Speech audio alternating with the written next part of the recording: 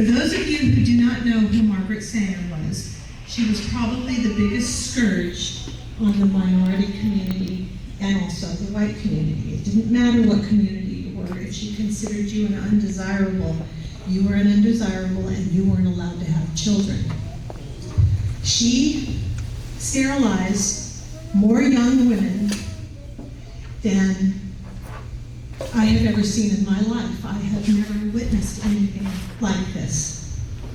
And I'm one of her.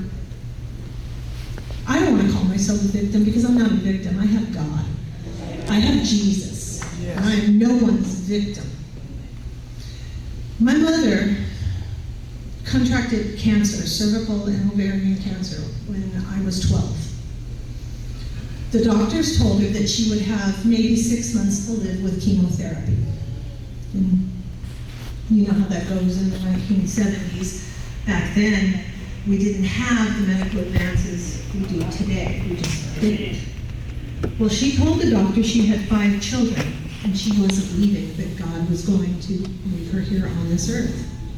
And she stayed with us for 5 years. She passed away May the 21st, and I was 16 years old when she passed. That was 1976.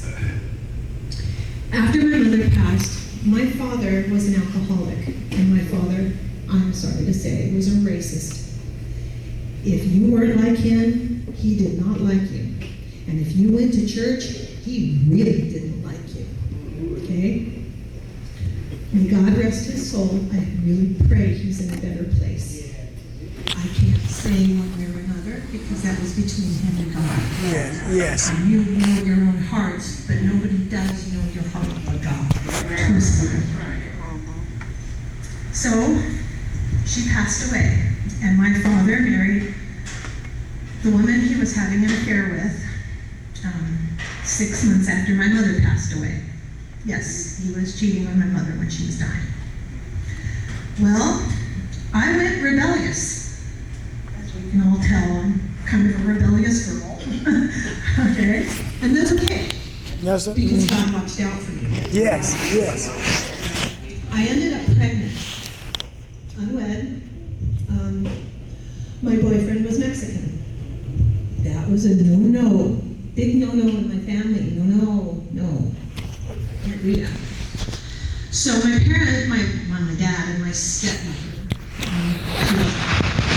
the most loving, wonderful Christian woman you could have ever met in your life, and I really can't wait to introduce all of you to her in heaven. Because she was my rock.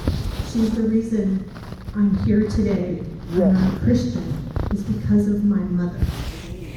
No one else but my mother. God used my mother to help me. And that's why she lived for 5 years. Well, my father was embarrassed because I was pregnant, so he kicked me out first, and I lived in the park for 2 weeks. I slept on a park bench. Yes, I do know what it's like to be homeless. I do know what it's like to be a young girl and alone and scared and no one to help you.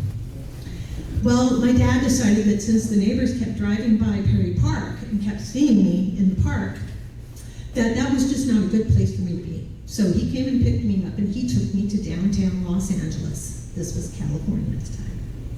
Now, if you knew back then, you had no autonomy over your body at that time. Your parents had every right to make decisions for you that should never have been made for a young girl. So they sent me to St. Anne's Home for Unwed Mothers, which is a Catholic unwed mother's home, I guess you'd want to call it. And the hospital that they dealt with was Queen of Angels Hospital, which is not a hospital anymore. It's now a spa and a resort. Okay. So I went into labor. This is why I'm not a Catholic. Okay. This was the last group of girls to go through Margaret Sanger's eugenics program. Now, if you don't know what eugenics was, if you were undesirable and you were pregnant, they would take your baby from you, give your baby up for adoption, and then they would sterilize you. So My father signed the papers. Now, I didn't know any of this. I had no knowledge of this. I just thought that they abandoned me over here and left me to have this child by myself. Well, he signed the papers for the adoption. They took the baby away from me right away. I did not know that they sterilized me. Years later, I met my wonderful husband here. Wonderful man. He had 2 kids from a previous marriage. We wanted children of our own. I wanted 10 children. I'll be honest with you. I wanted so many kids I could start my own school. Okay, I wanted that many kids. I really did. And I got 27. Yes, I did, and I'll tell you how. Well, when I came home from St. Anne's, my father said horrible things to me, and I moved out. And I met this man. And we ended up getting married. He has 2 kids, had 2 kids. His kids have since passed away, my children, and we wanted to have kids of our own. So before we did that, we decided to go and get tested to make sure that everything was fine, we could have kids, a little bit. They did extensive testing on me. They took my fallopian tubes, they took my ovaries, they took everything. We found this out in a doctor's office. Cold, just cold turkey right there in the doctor's office. But we're sorry, you can't have kids. What do you mean I can't have kids? Somebody took your fallopian tubes and your ovaries. You cannot have children. Okay, great, nice. Well, how did this happen? So then we started looking into it.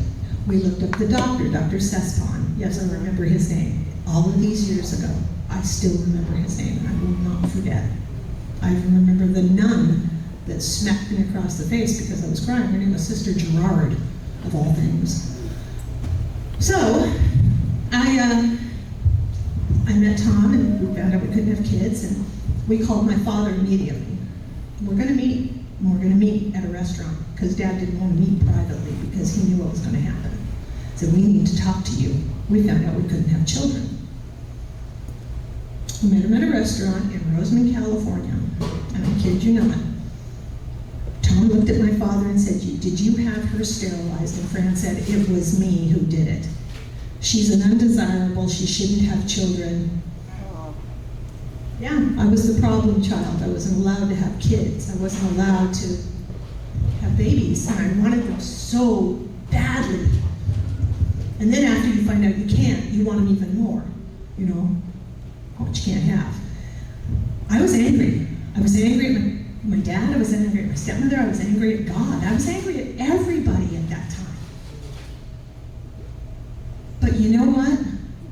When something is done to you that is evil by people, and Satan is controlling them, and you know this, they would not have come up with this idea by themselves if Satan hadn't put it in their ear that this girl does not need to have children. You wouldn't have done that.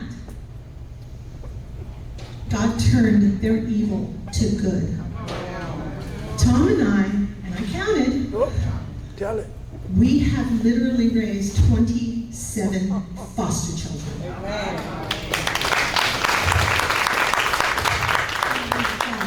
This was God who did this. Okay, this was God. He gave us back tenfold of what we weren't going to get naturally. We ended up with children that nobody wanted. Parents were drug addicts, run off and leave their children 2 and 3 weeks at a time with no food, no clothes. Molly was one of them, and she still lives with us today. Whenever she needs anything, she comes to us. That's a blessing. To have 27 children come to you because they have nothing.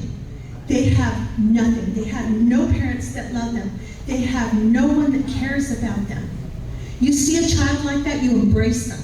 You see the weird kid, you see the odd kid, you see the kid that doesn't fit in, you take them in and you watch out for them.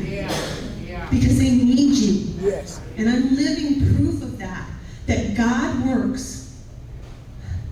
He works so unbelievably. I look at these children, and they're not children anymore, they're grown adults.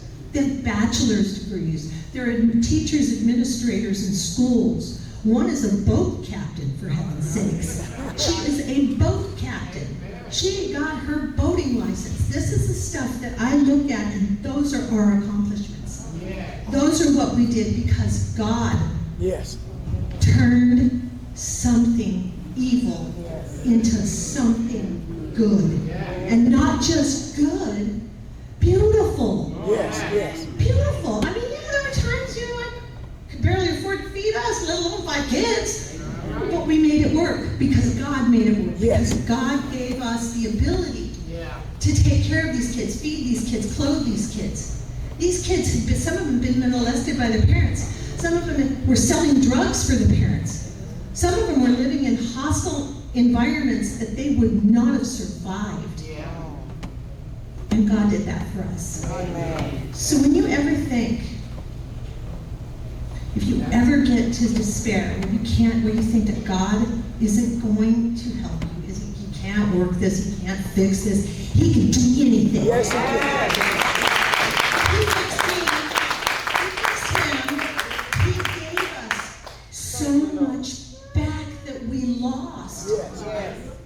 So anytime you feel that, anytime you feel like life is really crippling, it's bringing you down, just remember, your God, our God, is mightier than anything that this earth can throw at you. Turn to him at every time. And may God bless each and every one of you. Thank you so much for listening. And may God be praised.